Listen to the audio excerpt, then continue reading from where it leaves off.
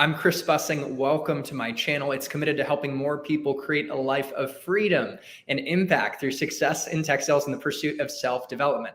Now, what kind of freedom and impact would you have and make if you made $500K to $1 million a year?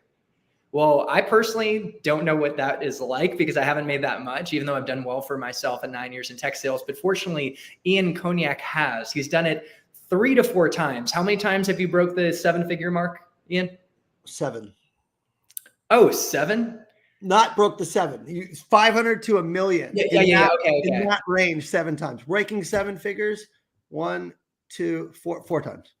Are you kidding me, guys? I mean, what a unique opportunity to get into the mindset, the habits, and the sales skill set required to earn at that level. Because it's just operating at a different level. So we're going to dig into that today. If you get value out of the video, which I'm going to assume you will, like the video, the algorithm loves that, and we'll share this with more people who could benefit from the message. And speaking of, make sure to share with others that you think would benefit and really want to break free to the next level in sales. So let's dig into it.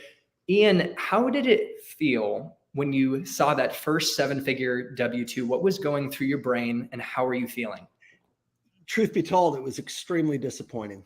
I thought I'd worked my whole life in sales thinking that once I hit this kind of mecca, for context, I had been selling copiers for my whole, first 10 years. And I came from copiers before Salesforce. So I worked for a company, Rico. I don't know if you.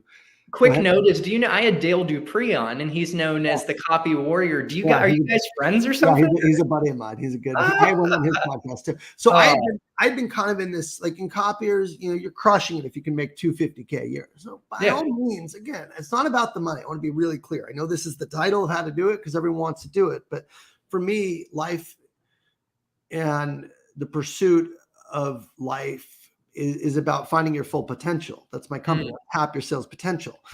And when I talk about being disappointing, I had spent at this point, I think I did. So my first year doing it was 2017. I started my sales career at 2003. So we're talking about being 14 years. Okay. So 14 years into my sales career. And I had always thought that once I'd hit that magic number, breaking 7 figures, getting to be number 1, that I would find what I was looking for, right? I was never happy. I was always chasing and pursuing. If only I could get here. If only I could be the best. When I was in copiers, it was always about becoming number 1. I got to be number 1. It's like, well, I need to do something else. So I got into leadership and management. I became a director of sales. I had 8 promotions in 10 years. And it was never enough. It was always like, what's next? What's next? So I was so busy chasing and climbing this mountain that I was never enjoying where I was. And in Salesforce, I get to a position where I fundamentally missed quota 3 years in a row because I had been selling like a copier salesman in the enterprise space of sales. So you have to be strategic. You got to be aligned with executives. You need to multi-thread. You need to map to their core initiatives and their core challenges at the most senior level in the company. Right. That's how you get big deals done in tech sales. And I just didn't sell like that. So, I had really struggled with mental health and kind of beat myself up because I was used to being really successful in copiers. And I get to Salesforce and I'm kind of average or below average, missing quota.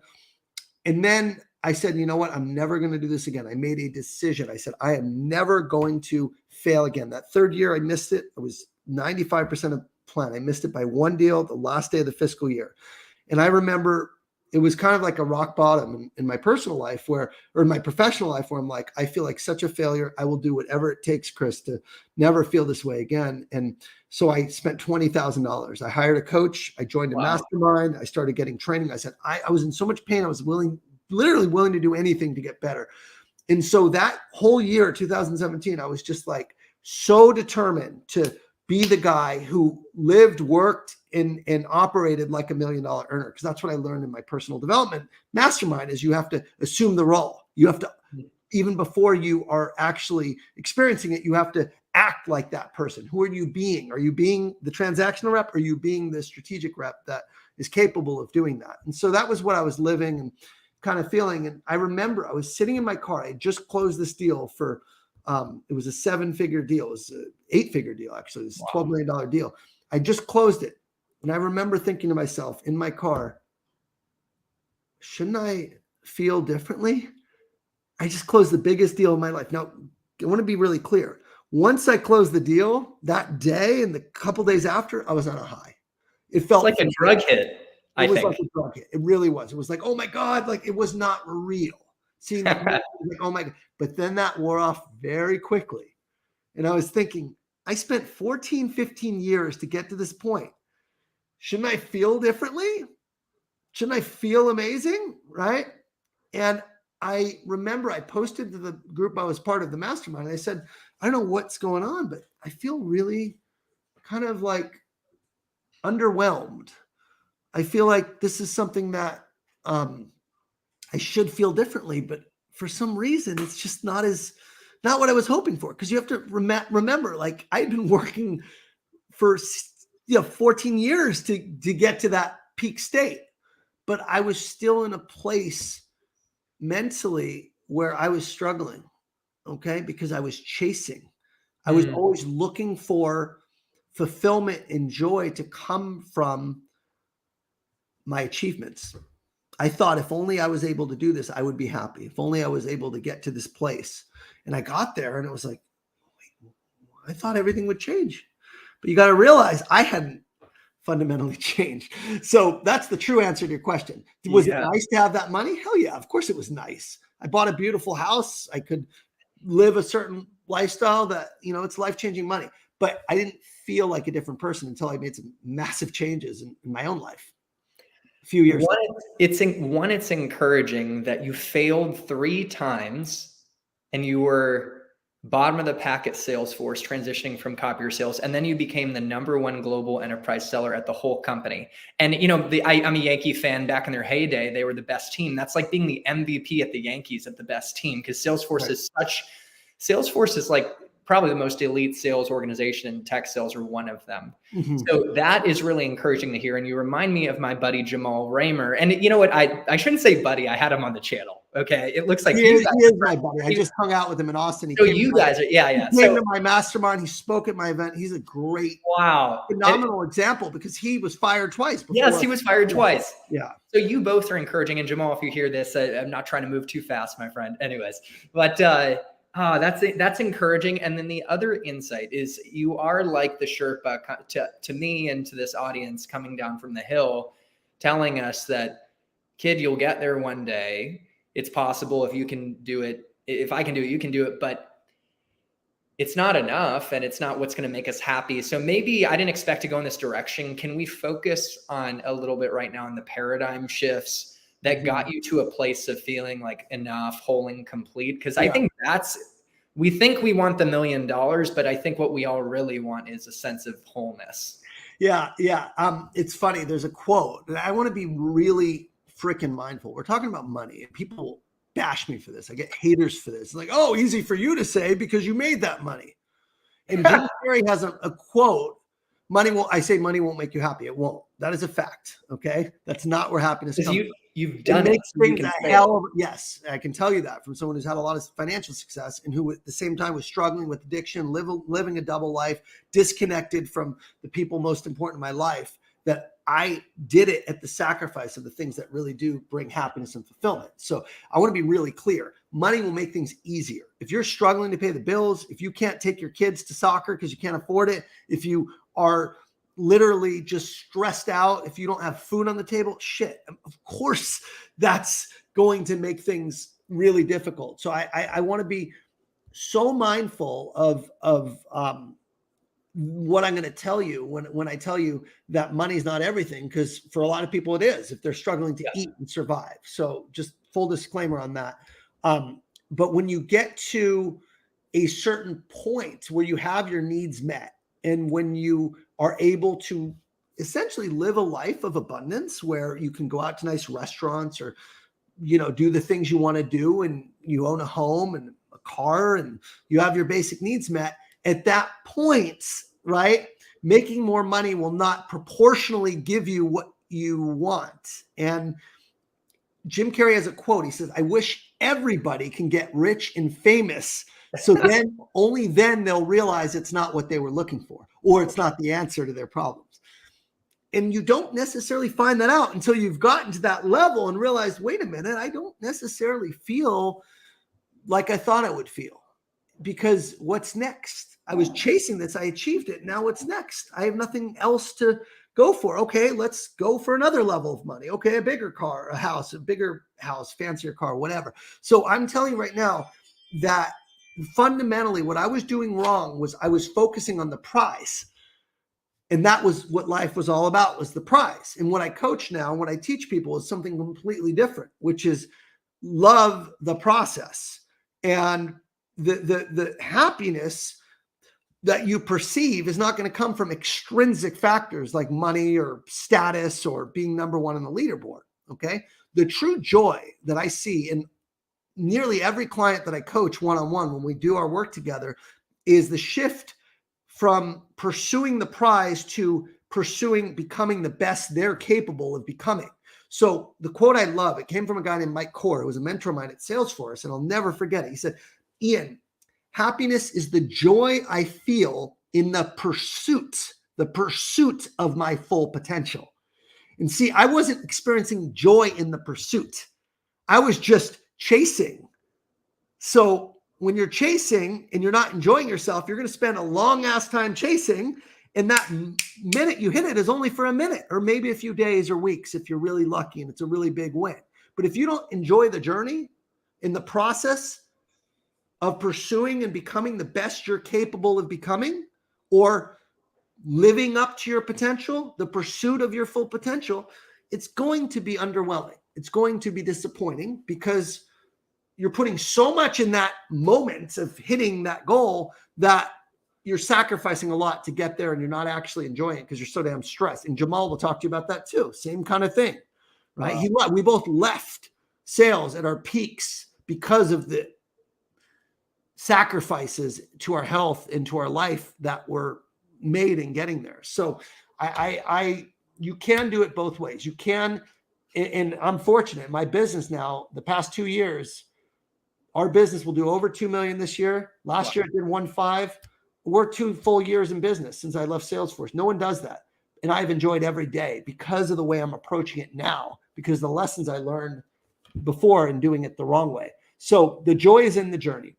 And the journey is, how do I show up my best every single day in spite of every single obstacle, hiccup, interruption, and challenge that actually I encounter? I mean, I got chills. That's so inspiring. And guys, joy is accessible to us right now. And I know everyone who's showing up live, we got 13 people live. There should be many people who see this as it floats out in the YouTube feed. They're all on a journey. Some of them are just getting started trying to break into tech sales, getting some bumps and bruises. And it's not an easy journey. Some are trying to go from SDR to AE, some from SMB AE to enterprise, and they're facing their own things in their personal life. But that encouragement, it was worth its weight in gold. So let's find joy in the process and not get so caught up on chasing. And I have maybe what's a vulnerable question, Ian, that I wanted to throw your way. Did you get to the bottom of what was driving that chasing in you? It was a feeling like I wasn't enough. It was my worth was my self-worth was directly proportional to my net worth. My feeling like if I wasn't top of the leaderboard, if I wasn't making the money, if I wasn't successful, I was a failure of a human being. That was the cause of it. And only when I went to therapy and I know where it came from. I mean, a lot of it's rooted in childhood, right? It's for better or worse, we're all dealt a hand, and my hand was dealt. My parents separated young, and my dad unfortunately did not pay child support, and I had to see my mom working 2 jobs, and I had to fend for myself from a fairly young age. She was a great provider, but I saw how much she struggled because of not getting the help. I didn't get to have my father around, and I said, no, I'm not going to be like this. I'm not going to have my children, not provided for in the way that they could. And, it just fundamentally kind of shaped me.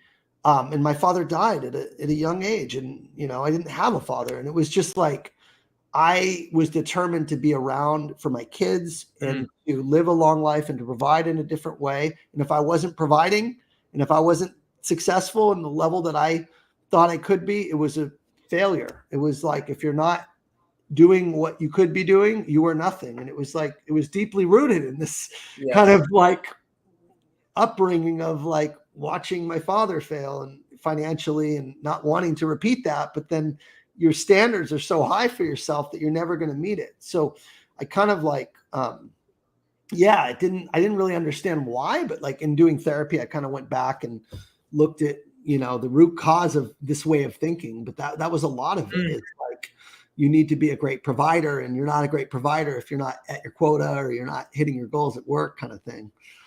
Yeah, gosh, the folks like you who have done extraordinary things and are living a full life have put in the work to understand themselves, peel back the layers of what I call the self-awareness onion. Like the more you pull back, the more you want to cry, and you really resonate with me as much or more than most of all the sales thought leaders out there, because I'm so big on investing in coaching, investing in self-development, doing seminars, and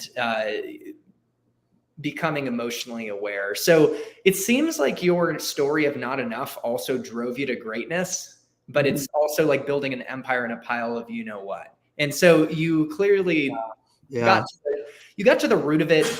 And what role did, beyond like therapy, coaching play? And because you made investments, and I do want to tie this into your own coaching, because guys, I've linked Ian's coaching program. Well, particularly he has a free training and a link to book a call with him, and he's an incredible coach. So I just wanted to understand the role that it's played in your own success and going to that Well, next I'm level. coaching myself, right? I mean, the advice I give to other people is the Yeah. advice I take, and I need to remind myself of what works. And it's interesting because, again, before I get into kind of coaching where I've gotten, what that whole self-awareness thing is key, right? Know yourself so you can live your values, right? Know yourself so you can be true to yourself, because that's where fulfillment comes from. It something that comes from living your values and being. I've copyrighted with the U.S. Copyright Office a term, and I have some illustrations around it that I can share in the links if you guys want. But there's something called the integrity gap. I talk a lot about it, but Ooh. the integrity gap is where, again, joy and fulfillment comes from. It comes from the pursuit of your full potential, but it also comes from living your values, right? So when we think about integrity means, it comes from the Latin word integer, which means whole or complete, meaning that a person feels whole and complete. So I always felt like I was missing something, right?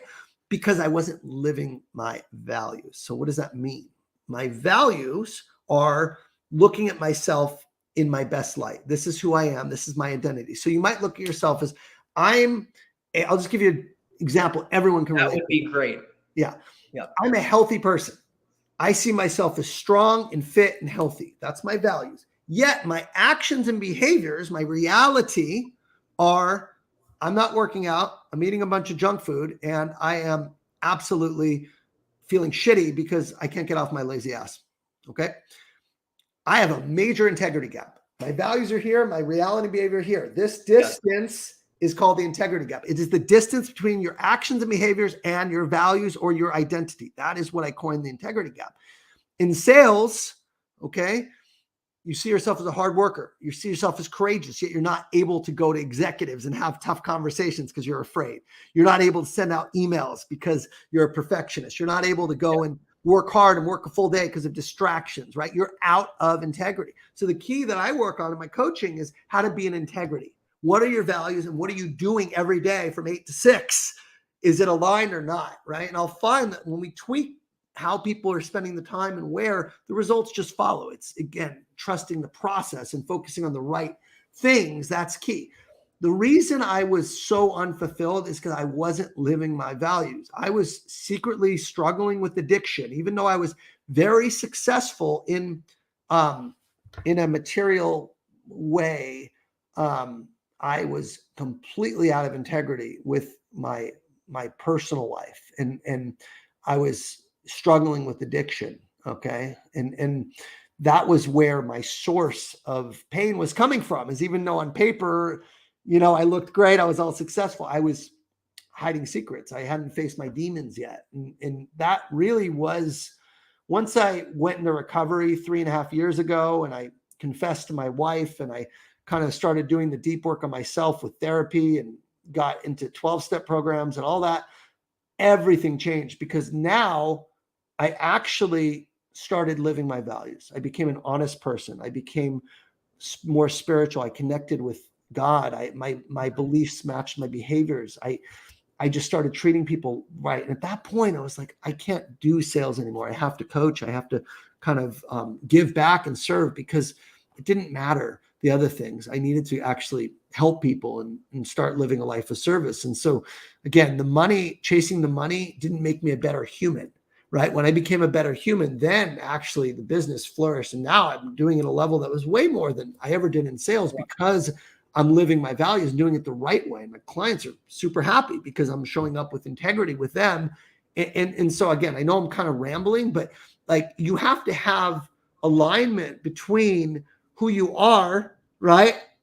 Being who you are being every day, and your identity and how you see yourself, your values. And when you do that, when you live your values, you know, it doesn't matter how much money you make or how little you make. It doesn't matter what you do, because you're being true to yourself. And that fundamentally is what leads to fulfillment and happiness, is being the best you're capable of being. So it all kind of ties together. I mean, that's the best ramble I ever heard.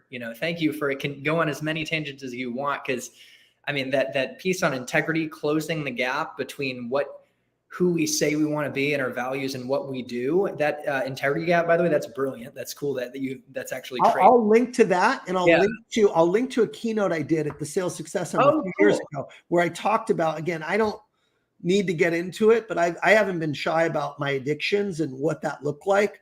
And a few years ago, I gave a keynote called "You Are Not Your Number: Overcoming Addiction in Sales."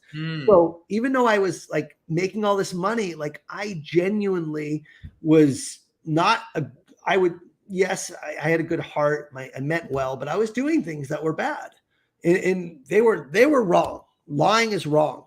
Okay. Messing around is wrong. Destroying your body and getting drunk is wrong. Abusing drugs is wrong. That's just the fact. And it's wrong because of how you feel about yourself doing these things. You're doing it to medicate and to mask. And so all the while, when I was doing great in sales, I was living this kind of double life, because I was so stressed out, and inside I was hurting, and I wanted a way for relief. And we all have addictions. 99% of people are addicted to something. It could be their cell phone. It could be food. It could be, comfort, but we all have addictions. There's a lot of stigma around addiction and what's okay and what's not. And a lot of people need to look in the mirror and look at where you spend your time and see. But I never did that. I thought because I was successful and I was married and I had a nice home and on paper, I was fine. There's just a lot of functioning addicts out there. So when I really stepped back, it manifested. So I haven't gotten drunk in 3.5 years. Okay. I stopped watching porn, which is a big problem for me. I stopped taking Adderall. I stopped smoking weed. Has it been perfect? No, there's been slips, but those are my values. I do not do things that pollute my mind or body. And once I made that decision, once I started subtracting all those things, man, the world opened up, abundance opened up. Everything has just been, so the past 3.5 years, blessing after blessing after blessing. So that's the shit that really matters. That's why I do these podcasts, is to help people in that capacity. Yeah, you can make more money, but if you do it the wrong way, it's going to fucking disappoint you, and you are going to be underwhelmed. And that's my story. So I hope I can inspire people to make some of those personal changes that it took me achieving that level of success and not getting what I wanted until I finally looked in the mirror and be like, what's really missing? What's really missing was integrity. It was integrity. Wow. I feel like I'm looking in the mirror. Thank you for giving me permission to share too, that, I gave up drinking 9 months ago. I've got scars right here and here. You can't see them from getting in fights. I definitely have struggled with drinking and was out of integrity. And so you are an example of someone down the path where I want to go, that also overcame similar demons. And my Mhm. dad's here, and he, similar struggle. And he just said, Ian, I can sense the freedom you have mentally with your changes. He can relate. Praise God. And I just Praise God. Amen. Thanks for your vulnerability. It's all because of God. That's what it is. It's letting go of your need to control. Let go and let God. That is step 2, acknowledging that you can't control everything. And step 3, trusting that, your higher power can restore you to sanity and be able to then do the work that requires. Because I couldn't do it alone. Alone, it wasn't working. Yeah, I was making great money, but alone, I was, I had demons that were literally controlling my body. And that's the best way to put it. It wasn't me. It wasn't me in that state. So kudos to you for 9 months of giving up alcohol. That's wonderful to hear. And your life will open up, and the world will open up because of what you subtract, not because of what you add, because of what you subtract. Yeah, no, thank you for being a mentor. And I mean, it's just so encouraging to me. And I know a lot of others out there, we needed to hear this message. And like you said, well, I'll put it my own spin on it. There's freedom in restraint, and like the things we give up they lead to these quantum leaps in joy and performance. And I think it was Ogmendino who said, I'm going to paraphrase, let's say like good habits like lead you to success, but bad habits are the open door to failure. Mm-hmm. Is there anything you want, like one final riff on the concept of like the importance of giving bad habits? And it could be even beyond drinking. Yeah, it's not just about drinking. Everyone's got something different, right? A lot of people, it is alcohol. For me, it happened to be porn and compulsive sexual activity. And, we all have that one thing that we keep going back to, right? Yeah. Some people, it could be shopping or video games or gambling. I mean, it's just acknowledging the feeling you have after you do something. Okay. Do you feel like this is something that makes you a better person, or do you feel bad about yourself after you do these things? And for me, it was, I feel bad about myself. Let's sweep it under the rug. Let's pretend like it didn't happen. Rinse and repeat. Now we're in a shame cycle. So again, this isn't a podcast on addiction. I can talk to you about that for a lot longer. But if you have things that you are doing repeatedly, where it's not serving your greatest purpose, it's not helping you become the best you're capable of becoming, and you repeatedly want to stop those things, but you find that you're having trouble doing it alone, again, I would encourage you to get support, to get help. And really, once you give up those things, that's when the discipline is built. That's when you have space to then be with your feelings. Because a lot of those things we default to because they feel they're distractions that genuinely take our focus and our mind away from ourselves and the pain that we're experiencing. So if you get rid of those things, you're faced with yourself. And you have to actually feel those feelings. And that's where healing can occur. Because if you're just masking or kind of covering up those feelings with whatever vice or substance it is, and I mean, this is a big one for many, many people. Oh, I really struggle. Beautiful family, by the way. Thank you. Yeah, they're okay. Shift it a little bit. Wow, what a gorgeous family. They're my everything. So when you fundamentally subtract those things, you are forced to face yourself. And the phone has been a big one for me too. So one thing I've been doing now, I mean, the thing about personal development, you sound like you're pretty into personal development, is it's forever. It's like the path of becoming your best self is a forever path. Once you're on it, you never will want to go back. It's not, oh, I fixed the problem, snap. Those problems come back and come back. And what I always say is you shed the old identity. You don't just break it and squash it. That old identity, there's going to be hints, there's going to be patterns, there's going to be behaviors that creep back. It's like, don't forget about me, I'm here, right? So that's the nature of recovery. That's the nature of this stuff. So again, fundamentally, when we're talking about subtracting these things, it's really important to give yourself grace and recognize that it's not going to be perfect. So for me, one thing I'm doing now is a 30-day challenge with my phone. And when I get done with my work day, I usually end about 6:00. I put my phone in my room so I can be present with my wife and family. Why? Because that addictive nature is who I am. I am ADHD. I am by nature an addictive personality, and I'm going to grab whatever it is that is in front of me. So removing the thing that you struggle with is everything. So for me, again, I had to put porn filters on my computer so I didn't look at them, right? Because I didn't trust myself. With my phone, I put it in the other room, right? Because then I'd have to physically go grab it, right? Video games, I had a client. His name was Ryan. He was playing a lot of video games. I said, how much are you playing? It's a couple hours a day. He's like, what hours? He's like, oh, here and there between calls or whatever. Turned out he was playing about 15 hours a week during the workday. He thought little thing here and there, no big deal. I took that away. I literally said, get it, drive it to your parents, get rid of it. His sales tripled.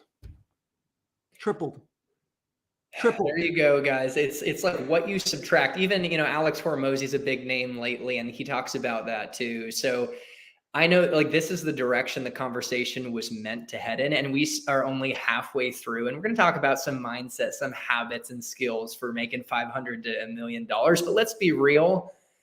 To break through to the next level, it's like giving up old ways of thinking and being. That's probably the most important thing. And then one thing I will say, because man, I feel like we're cut from the same cloth, because I see sales as a vehicle to personal transformation. It's really about reaching our potential. And I've gone to some of these seminars, like a 7-day retreat in New Mexico with a program called Size Seminars. I don't know if you heard about it, but they said, what if it's not about chasing love and success, but removing the barriers to receiving it? Because and that's just what you're reminding me of. So it's about getting rid of all that shit, that clutter, that muck that's basically covering your heart, covering your soul, covering your true essence. And that's the kind of thing that you feel in a 7-day retreat in New Mexico. You get in touch with no cell service. I know, I go every year to retreats and to seminars, and I'm going to see Brendan Burchard in a few weeks. And I live this world, and it's like, I have a spiritual coach that I meet with every 2 weeks. It is it's about connecting with heart, connecting with soul, and being the person that people are attracted to. Jim Rohn says, success isn't something you pursue. It's something you attract by becoming an attractive person, a person who attracts success, meaning the qualities, your values, what you do in difficult situations, how you treat people, your energy. It is why my business is thriving, is who I am being, not because of what I'm doing. Although what I'm doing is giving me the best odds of being successful, year after year. It's really because of who I am and being vulnerable and real and just being authentic that makes people want to work with me. So that's genuinely kind of what I focus on, is who are you being versus what are you doing? Yes. And this is pretty deep, but it's rare that I get someone who can speak on this level. We're not human doings, we're human beings. And there's something about who we're being in the moment that attracts, what we're capable of. And how would you describe, do you set an intention for who you want to be in the moment? Every morning. What's an example of what you set for yourself? Because you want to use, again, this is all, I'm happy to give coaching to everyone, because this is all stuff that I coach people on, and I want as many people to use it as possible. So I use what's called a soul statement. Other people call it a mantra or an affirmation, however you want to describe it. But I have a statement of who am I being today? And what I say to myself is, I am a kind, loving, humble servant of God's will, blessing and inspiring the lives of my family and all those I encounter with presence, joy, and love. I'm a living testimony to the power of God, glorifying him through my example. It can't get better than this very moment. That is unbelievable. I might have to listen to that back a few more times, but if you go on my YouTube, there's a fireside chat with Chris Doris, and we talk a lot about soul statements. We talk a lot about kind of like who you're being. He read his. It's like, I am. If you show up as the best person, your best version of yourself every day, people want to work with you. They want to root for you. They want to give you wins. It's just the way it works. So again, it's like being the person that people want to actually partner with. And how could it go any other way? Right? It's the energy that people get from you. Maya Angelou says, people they won't remember what you said. They won't remember what you did, but they'll always remember how you made them feel. If you can make people feel seen and heard and give them your attention and really it's not about me. It's about you. It's about your audience. It's about who you're serving. So when you're with clients, right? When you're in front of a client, it's all about like not trying to impress them. You're not trying to impress them. You leave the best impression when you're not trying to impress somebody. Okay. It's about being interested in who they are and what they care about and what their world looks like, not being interesting. So leaving your ego at the door, loving yourself, trusting yourself, and knowing your intentions are good frees you up to operate from the soul, from the heart, which makes you much more impactful and effective in front of your clients. Yeah, to close like let's say a $10 million deal or more, which you've done probably countless times, you need to operate in this way. Like that requires so much trust. That's such a big decision. So we're just getting a sense of how we need to be and operate to look at Jamal. Look at Jamal's energy. Yeah. Humility. It's not about you and selling your product. It's about what you can do for clients and just being there in service of them. It's almost like you are an employee of their company. That's how it should feel. You want to know what making $500 to $1 million a year. I tell you, people who are doing that aren't messing around scrolling Instagram. They're not messing around playing video games. They are laser focused on their clients. That is one thing I did very well that first year, and every year afterwards is I made it about other people, not about me. It was a shift from inward focus to outward focus. Inward is my goals are my number one priority. Hitting quota is my number one priority. Making $1 million is my number one priority. Shifting from that and saying, my goal is to help you be successful in your role. My goal is to help you achieve and your company achieve the outcomes you want. My company is to help your customers serve their customers.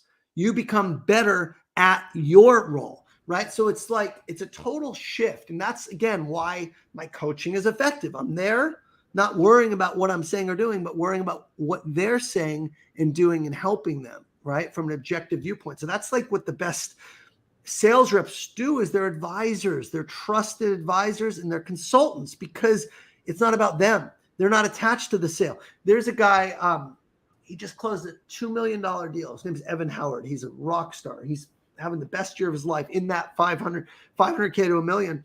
And he said, I told my client not to work with me. I told them they were not ready. I told them they needed to get their data right. I told them they needed to get their priorities right. They needed to have alignment. Until they could figure out their shit, that they weren't going to be successful on our stuff. And they bought a $2 million deal a few weeks later from him because I said, how'd you close it? He said, I told him not to work with us. Because he wasn't attached to the sale. He was attached to their success. That's what makes people want to actually work with you is if you can help make others successful and your value is what you can do for other people, you are going to get the wealth, abundance, and results because you're bringing so much value to other people. That's really what it comes down to in its simplest form. Do you also know Josh Braun well, or you ever talked to him? Because I was on a show with him like this. It was a live show called Whiskey Wednesdays last year, but I don't know him. I don't know him personally. I mean, obviously, success leaves clues, if that's the right phrase, or there's common threads. And that mindset of detaching, he wears a hat. And he mentioned for his own, like yourself, he's been successful, coaching and consulting with top companies. And he's a couple times told them why they shouldn't work with him. And it's exactly what you're describing as the client, one of your clients, right? You're going to hear the same thing over and over. If you're really operating, if you're not a fake, right, you're going to just, again, I can care less who's fake, who's not, whatever. But if you're really consistently operating at a very, very high level in this space, you're going to hear all the same things, right? Josh Braun, he's a huge fan of Stoicism, right? He's a huge fan of the Waking Up app. That's what this is about. This is about detaching. Detaching. The Stoics were some of the most financially successful people of the time. Seneca and Marcus Aurelius and very, very successful people of the time that are detaching from, again, the outcome. So success does leave clues, and the more you hear it, the more you'll see it. People like Jay Shetty or David Goggins or Tony Robbins. It's like they're worried. They're focusing on serving and leaving an impact versus, the money, which they know will come from doing their job really well. So the people that aren't there are chasing the money. People who've gotten there are chasing impact and legacy, really. That's cool. You showed Ryan Holiday's book. I met Ryan Holiday at a talk at Google. I used to sell at Google Cloud. I asked him on my podcast. He said, no. I followed 4 years recently. He said, hey, congrats on the growth, but I'm focused. One of these days, Ryan, we got to have you on. Clearly, Stoicism intersects with sales, don't you think? Are there any other philosophies? Yeah, it really does. Are there? Yeah. Stoicism intersects with 12-step recovery, right? Yeah. The one I did yesterday, it was literally on 12 step. And I read this to someone else, and today it was so, this is, here it is. It's called a higher power. This is literally the one I read yesterday. He says, this is the very thing which makes up the virtue of the happy person and a well-flowing life. When the affairs of life are in every way tuned in to the harmony between the individual divine spirit and the will of the director of the universe.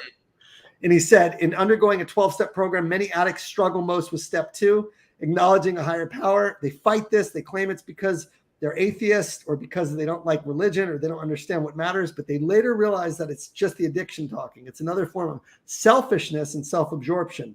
The actual language of the step is pretty easy to swallow. We came to believe a power greater than ourselves can restore us to sanity. Subsequent steps ask the addict to submit and let go. The second step has less to do with God than other steps, the letting go. It's about attuning to the universe and discarding the toxic idea that we are at the center of it. It's no wonder the Stoics are popular with those in 12-step recovery. It's also clear that the wisdom is beneficial to all of us. You don't have to believe there's a God directing the universe. You just need to stop believing that you are the director. As soon as you can attune to that spirit, to that idea, the easier and happier life will be, because you will have given up the most potent addiction of all, control. Detach, give up control, surrender. Which I had a life coach, or actually an executive coach, Aluba Phoenix. He used to sit in this like king's chair. He said, surrender is the highest level of existence. So true. That's the name of the game. That's how we operate at a higher level and find joy and suspend the ego and focus on others. And you mentioned Maya Angelou's quote on how you make people feel. You gave me chills, and you probably did that for other people. So thank you. Like, you're embodying that. And so I have so many other questions for you. We're 41 minutes in. We're going to squeeze a lot of value out, but let's see what we can pull off. It's just been I'll rapid fire if you want. I'll just And so long stories. I just want to, I want to embark on what really is going to give people a happy and fulfilling life. And that's what we're doing today. That's the thing, because I notice, and I still struggle with it, I have shiny object syndrome. It shows up in my dating life and material desires and things like that. And I needed to have a reminder of what really matters. I think we all could use that. But okay, suspending the ego, focusing on others is clearly a key to your success. Imagine you're in a new territory as an enterprise AE. First of all, like, how many accounts would you have, and where do you start when you're coming into the territory with these accounts, thinking, how do I help these customers? Like, how do you even begin to do the detective work to know how you can truly help them? So where do you start is you got to focus on fewer, less is more. That's one thing. Like transactional selling, it's all about as many deals, biggest pipeline. That's not what enterprise. If you want to make 500 to $1 million, you need to be in enterprise. You need to be selling big deals, and you need to be at a company that selling big deals is possible. And again, fundamentally, what I would encourage everyone to do is focus on fewer instead of more. So I have my general rule is 20% of the territory is where I spend all my time. Okay. And if I have 10 accounts, I'm only working 2 accounts. Okay. Quick thing, by the way, because this was a question I wrote down. We'll dig into the 20% rule for 2 accounts out of 10 in your territory, but if you have 50, it's 10 accounts. Okay. Just keep that in mind. It's proportional. So 20% of your territory will do 80% of your revenue. And I've seen that over and over again. So it's really about being deeply ingrained, which you can't do if you're spread too thin. So 2 accounts, these are freaking big accounts. They have subsidiaries. They have a lot of departments. There's a lot of products you can sell to them. 2 accounts is a lot when you're deep in there. So less is more. That's the first principle. Okay. And so quick pin in that, because I do want to hit on the prerequisites to even have a shot to make 500K or more, because let's be real, you're selling to SMB accounts, do a 500 a month subscription SaaS product. Nope. You have no shot. So no shot. Give people a sense of where they need to get to so they even have that opportunity. So first place you should get to is RepView. So RepView has, I don't know if I can put it in the chat. I can actually give you guys a link, but the RepView has a link of the top paying companies. And if you go to like repview.com, you can see enterprise account executive salaries, right? So I'll drop this in the chat, but the top performing earning potential on average across their, I don't know how many companies are on here. It's got to be at least 700, 800 companies, but I'll drop the link in the comments to everyone.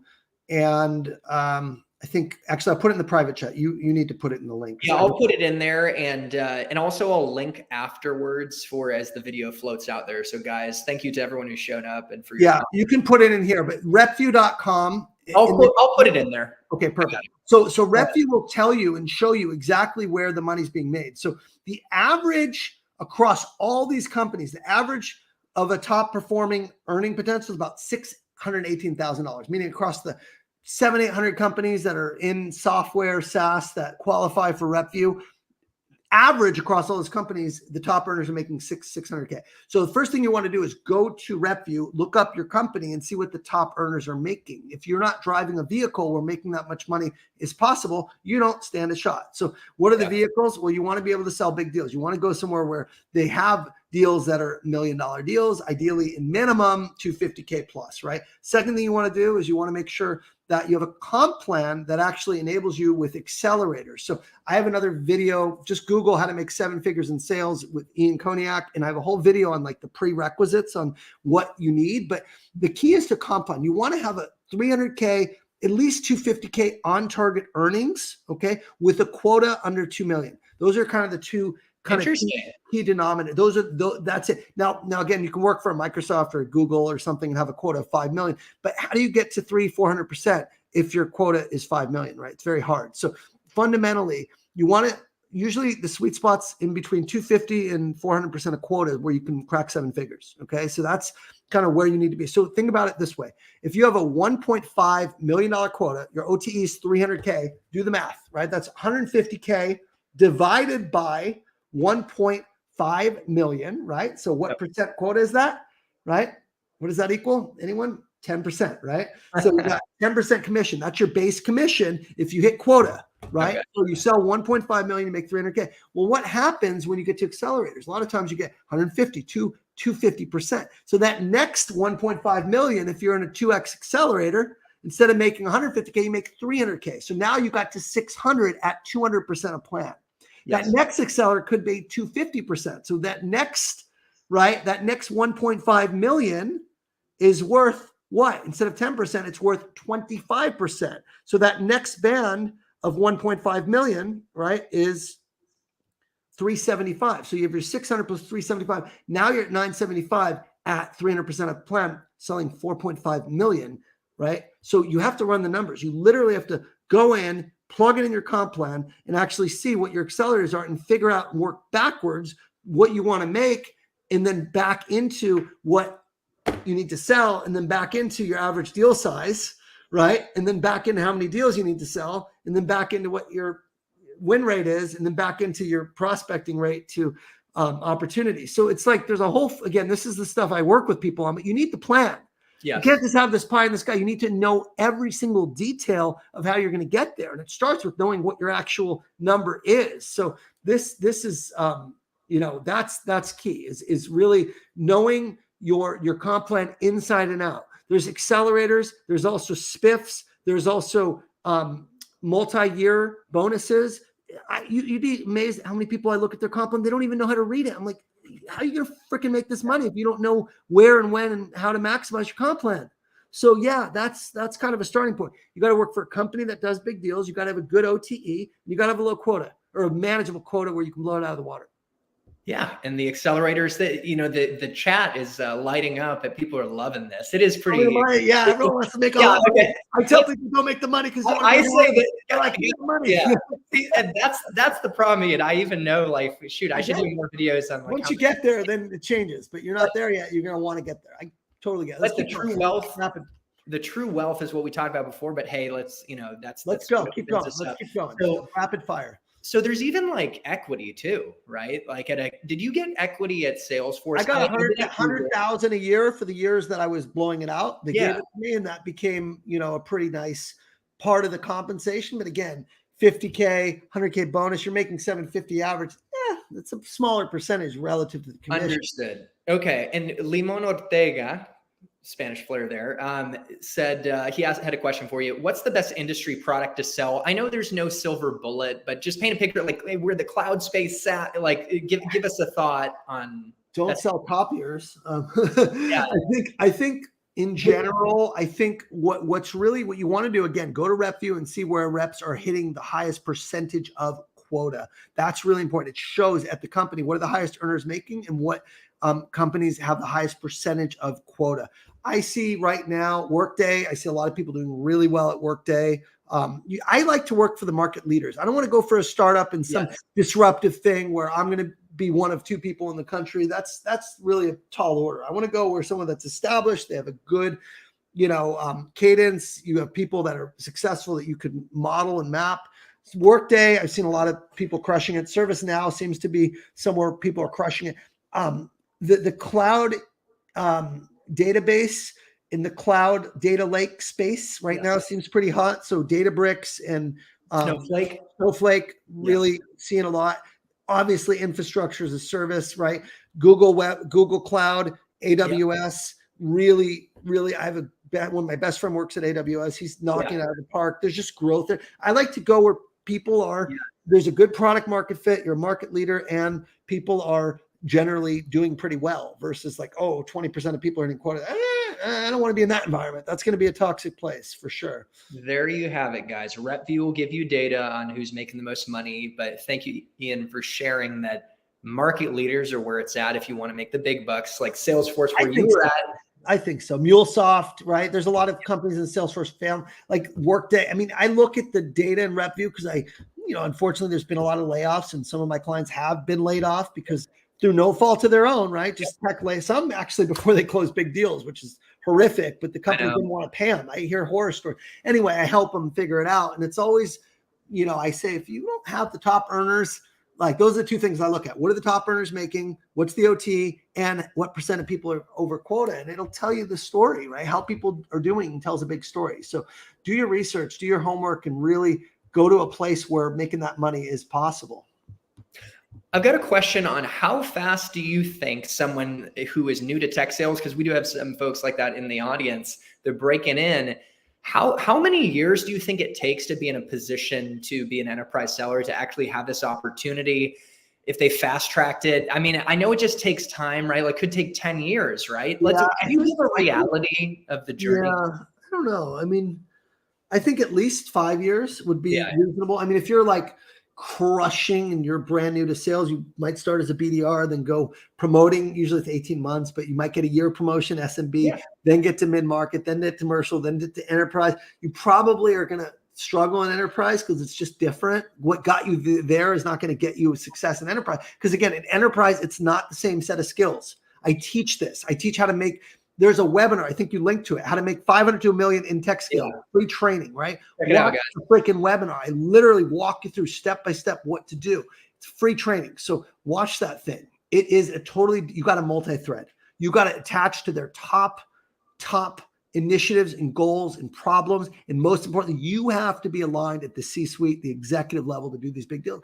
It is hard when you get to big companies to get there. So it's probably going to be a couple years struggling in enterprise. So we're looking at best case 5 years, more realistically, I'd say 7 to 10 years to really crack that 7-figure crushing mark. And that's if you're going all in and killing it every year. Even to get to yourself to be in that promotion place in the first place. So I think that's realistic. I didn't do it till year 14, although I spent 10 years selling copiers. So that doesn't count. So my 4th year in enterprise sales is really when I cracked the code. So you get to enterprise sales, and guys, to manage expectations, you might struggle for a few years, and that's normal, but push through and then you will break through. So Ian, I want to encourage everyone to check out the free training. It's linked in the description.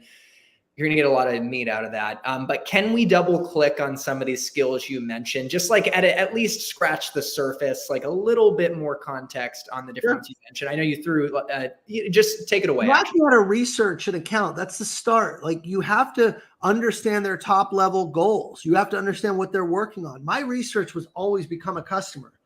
Right? Well, Brandon Fluharty talks a lot about this. I become a customer. I find out what it's like to be a customer, and then I give them ideas on ways they can improve that customer experience and actually drive customer revenue, loyalty, cross-sell, upsell. So one of my top guys at ServiceNow, he became a credit union customer to be able to go through that experience and give them a point of view on how they can improve. I became a jacuzzi customer. I literally went to their dealers to go shopping for hot tubs, and their dealer was actually recommending their competitor. I found out why. I found out what that experience was like, and I gave all that information to their president and their CIO, and that got me a pretty big deal. So it's like you really do want to have those insights versus theories. You want to talk to their people. You want to read their 10Ks. You want to look at interviews and podcasts and videos and articles from their top executives to hear what they're saying, what they're focused on. And most importantly, you want to link back to what you sell and how you can help them. You need to develop a point of view on how you can help them and establish linkage between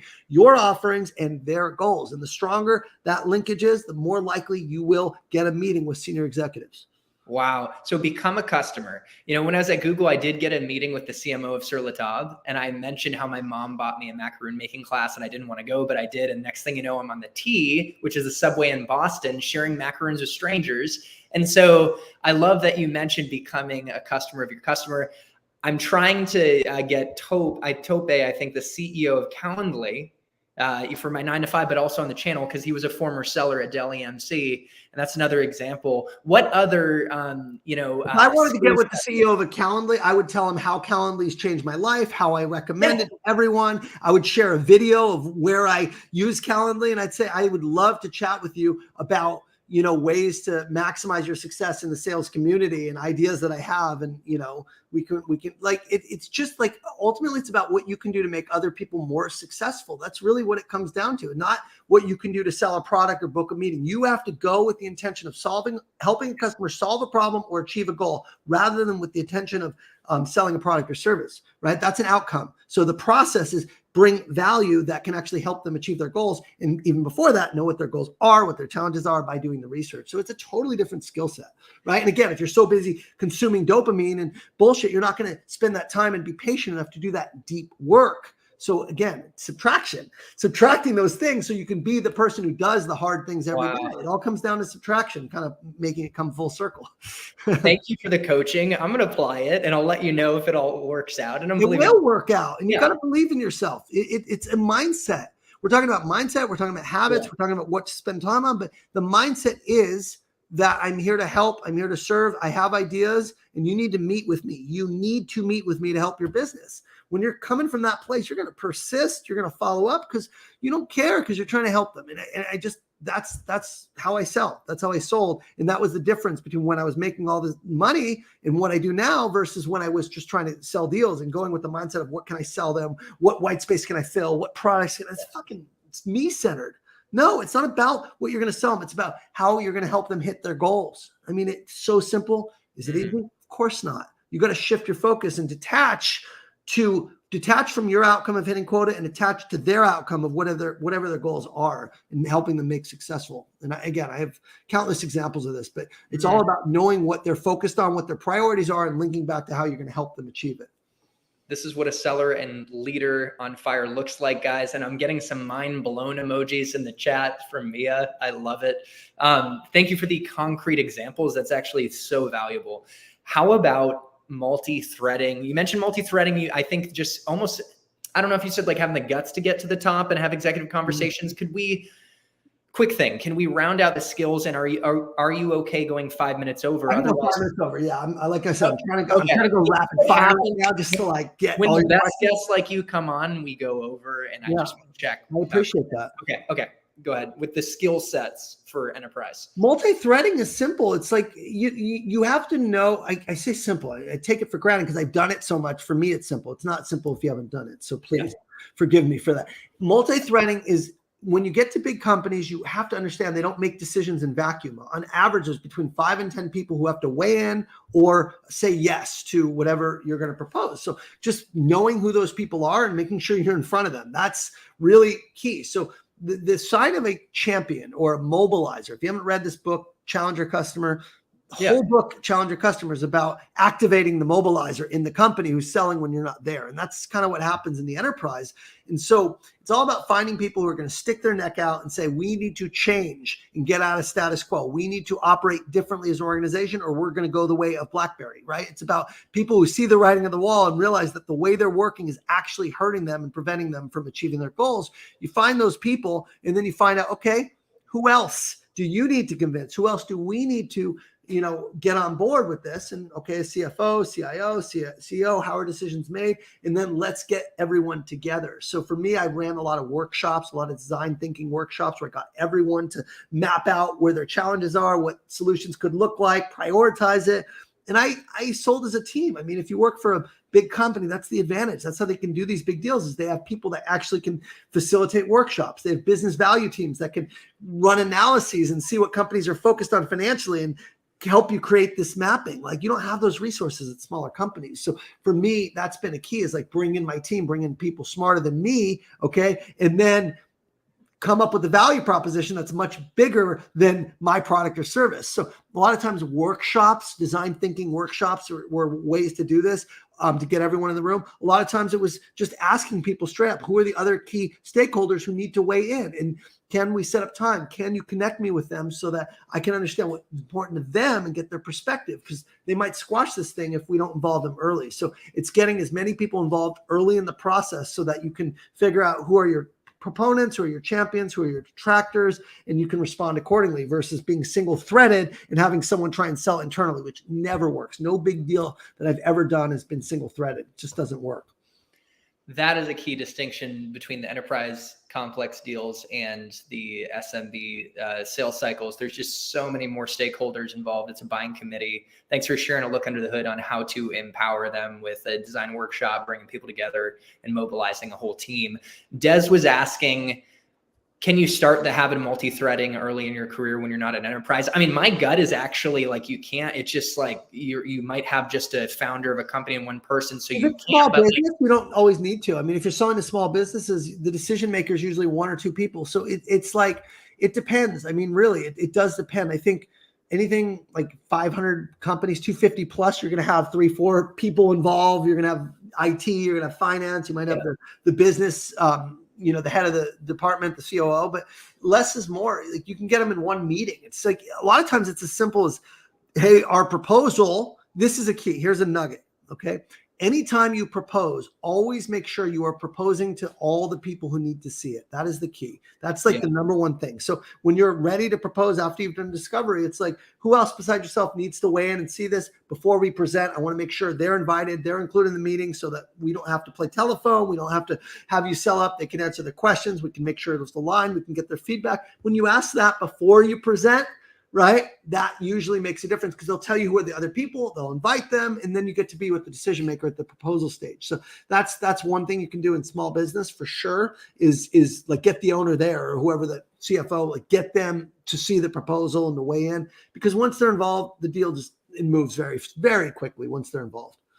Yeah. So basically, in addition to the end users, you can get the executive involved, and then you go to mid-market and there's more stakeholders. And I get part of it though, is it kind of like fake it till you become it? Like, you could learn from someone like yourself, Ian, like you have an idea of just get the reps. Yeah. It's not fake it. You just got to do your best. And it's not like, you don't know until you've had enough at bats. You fail enough times, you'll realize what not to do. So I think failure is just part of the journey, right? Again, I failed 3 years in a row. Jamal was fired twice. It's like, you just need to genuinely keep going and learn from your mistakes, learn from your failures, pivot, right? So if you're single threaded and you're with the champion who doesn't have clout or pull to get you in front of power, you'll see very quickly that that's a waste of your time. Right.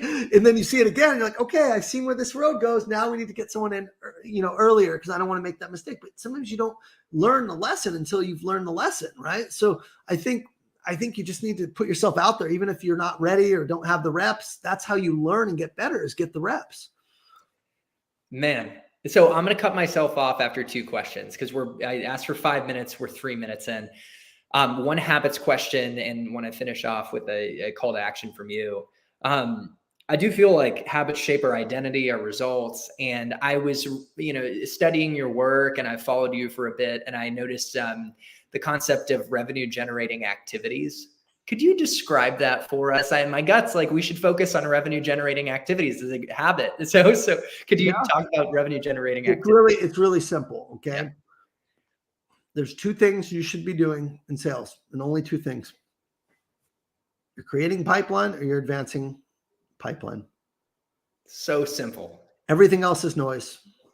Creating a pipeline, anything that falls into that, it's prospecting, developing your point of view, doing your account research, becoming a customer, writing emails, mapping out the people in the account, and prospecting like hell to get in front of them, picking up the phone, video call, email, all creating bucket. Advancing is everything that comes after that first meeting, right? Your demos, your proposal reviews, your negotiations, your legal, your contract, your multi-threading, right? It's that simple. Most reps on average spend 2 to 3 hours a day on RGAs. The best reps are spending 6 hours plus. The reason they spend so few hours is because of distractions, because reactively working, because they're taking in all the emails and all the garbage and the Slack and the internal meetings. And I just say no. I say I'm working on these things. I block my calendar off every single day and I execute on the things that are RGAs, and the other stuff, it's not moving the needle on my business. So you got to operate like a business owner, right? RGAs all day is my philosophy, and it's everything. It is everything. RGAs all day, every day. I had one other extra question pop up because I read a post that I loved of yours. You said, I don't believe in cold calling, but what do you believe in? And if you want me to refresh you on the post, because you probably I know what it is. It's okay, just it's funny how many people hated on that post, but yet it got a million. I love that post. Yeah. I shared it with my manager and he said, can you please share this in our company chat? Yeah. So well, people didn't hate on it. They said, oh, it's still cold calling. It's not. It's a mindset. Okay. I said, I don't believe in cold calling. I believe in warm calling. In warm calling, the way I define it is you have earned the right to actually reach out to them because you have a point of view. You have a specific value proposition that is unique to them at the account level or at the individual level. And when you've done your research and you say, hey, Chris, I'm calling you because I watched your YouTube podcast and I noticed that, you have a lot of people, but you may not be monetizing this based on what I've seen in your business, right? You don't have this set up yet. And we could set it up as a way to get your side hustle going based on the analytics I've seen. There's a great opportunity with your 2,300 subscribers to turn that into revenue. Would you be open to chatting more about how we can help? That is a very different call than, hey, Chris, I'm a coach. I can help people monetize their YouTube channel, right? So it's all about picking up the phone and actually referencing the research you've done to make it much warmer and very specific versus sounding like a telemarketer. It's that simple. That's what I believe in. Call, do research, send a detailed email, and then call to follow up and reference that email. That's the essence of the post. I'm shocked you got haters because, again, my team and my 9-to-5 is loving it, and it's something I'm adopting now myself. Guys, I encourage you to adopt that strategy as well. I'm going to wrap this up. You went above and beyond, Ian, for a couple calls to action, and then I'd like to end with a challenge from you. My challenge and calls to action are to connect with Ian on LinkedIn. He will flood your feed with amazing mindset and insight and value. Also check out the free training that he mentioned, which I linked in the description of this video. And if you want, book a call with him. We've got some great coaching live, and imagine a one-on-one. Ian, what's your final call to action to the audience or challenge? Look yourself in the mirror and subtract one thing that you want to abstain from for 30 days. I'm doing it right now. I subtracted my phone at night when I'm with my family. Go out and start subtracting. Don't add new things. Identify what you don't want to do. And for 30 days, abstain from doing that. You will change your life. It's a 30-day challenge. So that will give you space and time to then add the things that do serve you. So subtract that which does not serve you, so you have space and time to add what does. 30 days, 30 days. 30 days of subtracting, guys. There you have it. To living a life of integrity and joy and enjoying the pursuit of our potential. Ian, thank you so much. And guys, to your success in tech sales and in life, happy selling and happy living. And we'll see you in the next one. Thank you, guys. Take care, Chris. I got to jump.